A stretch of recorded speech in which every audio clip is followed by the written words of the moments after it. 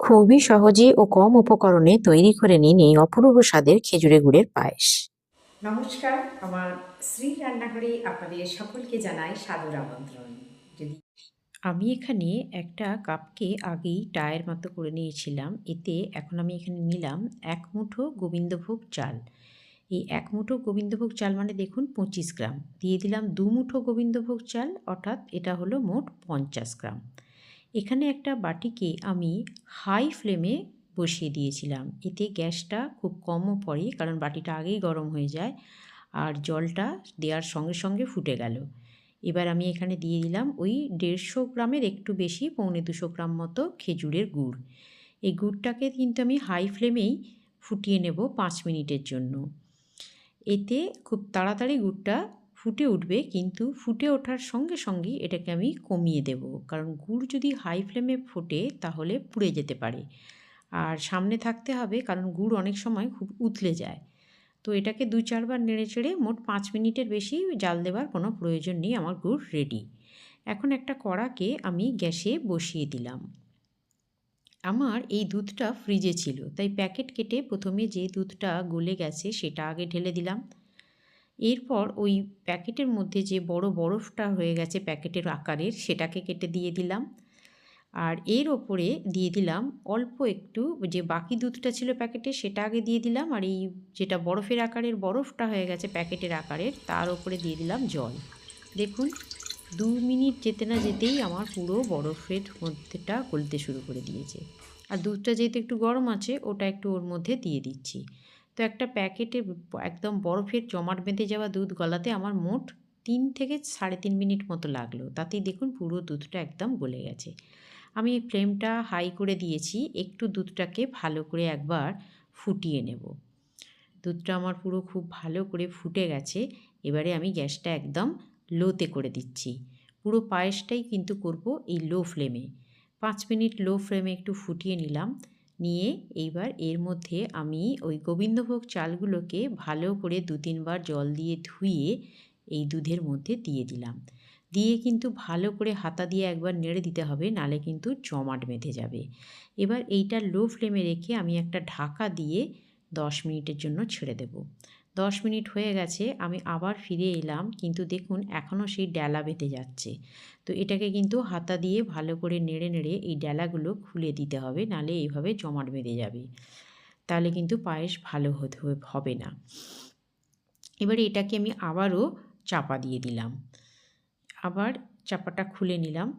দেখুন ওপরে আমার এই ঢাকার নিচে দুধটা ফুলে উঠছে বলে লেগে যাচ্ছে, তাই আমি এবার এইভাবে একটুখানি খুলে দিয়ে চাপাটা দেব। তাতে কিন্তু দুধটা উঠে লেগে যাবে না। দুধের যে সরগুলো কড়ার গায়ে লেগে যাচ্ছে সেগুলো কিন্তু ভালো করে হাতা দিয়ে চেঁচে চেঁচে দুধের মধ্যে মিশিয়ে দিতে হবে, কারণ না হলে এই দুধের যে ক্রিম, এটা যেহেতু ফুল ফ্যাট দুধ, সরি আমার বলা হয়নি, এটা আমি ফুল ফ্যাট দুধ নিয়েছিলাম। তো এই ফুল ফ্যাট দুধের যে সত্ত্বটা, যে ক্রিমনেসটা, সেটা কিন্তু এই সরগুলোর মধ্যেই থাকে। এই সরগুলো যদি আমরা না চেঁচে চেঁচে এর মধ্যে দিই, তাহলে পায়েসের স্বাদটা অনেকটাই কম হবে। আমার ননস্টিক প্যান, তাই এটা ছাড়ানো সহজ হচ্ছে, কিন্তু যারা ট্র্যাডিশনাল কড়াই করবেন তারা কিন্তু একটু সতর্ক থাকবেন, এটা ছাড়ানো কিন্তু খুব মুশকিল হয়ে যায়। তাই তাদেরকে কিন্তু সমানে নাড়তে হবে। সমানে নেড়ে নেড়ে এই প্রসেসটা কিন্তু করতে হবে, না হলে ওই সরগুলো আর তুলতে পারবেন না। আমার চালটা প্রায় 80% মতো সেদ্ধ হয়েছে, কিন্তু একটু খিঁচ মতো আছে, তাই আমি এটাকে আর একটু ৫ মিনিটের জন্য গ্যাসটা কমিয়ে ঢাকা চাপা দিয়ে দেব। আমি ঢাকা চাপা দিয়ে দিলাম। এবার ফিরে এলাম ৫ মিনিট পর। আবারও সর পড়ে একদম সব কিছু ঘন হয়ে গেছে। আমি সরগুলোকে আবার একটু চেঁচে চেঁচে গা থেকে দুধের মধ্যে, মানে পায়েসের মধ্যে মিশিয়ে দিচ্ছি। আপনারাও কিন্তু বারবারই বলছি, যেগুলো কড়ার গায়ে লেগে যাবে সেগুলোকে কিন্তু একটু ভালো করে হাতা দিয়ে চেঁচে পায়েসের মধ্যে মিশিয়ে দেবেন, তাতে কিন্তু স্বাদটা খুব ভালো হয়। আমার চালগুলো একদম সেদ্ধ হয়ে গেছে, আর কোনো খিঁচ নেই। এবার আমি এখানে দিয়ে দেব আমার আগে থেকে জাল দিয়ে রাখা গুড়টা, ওটাকে আমি একদম ঠান্ডা করে নিয়েছি। গুড়কে কিন্তু ঠান্ডা করে তবে দুধের মধ্যে দেবেন। আমি কিন্তু এখনও আমার গ্যাসটা লো ফ্লেমে জ্বলছে। এবার এটাকে আমি পুরো দুধ আরও একটু বেশি পরিমাণে যে গুড়টা সেটা দিয়ে দিলাম, কিন্তু এবার আমি গ্যাসটা অফ করে দিলাম। এখন আমার গ্যাস অফ। এবারে আমি শুধু নেড়ে নেড়ে এই গুড়টাকে পায়েসের মধ্যে ভালো করে মিশিয়ে দেব। আপনার নাম এবং আপনি কোন শহর বা গ্রাম থেকে দেখছেন আমাকে কমেন্টে অবশ্যই জানাবেন। রেসিপিটি কেমন লাগলো তাও জানাবেন।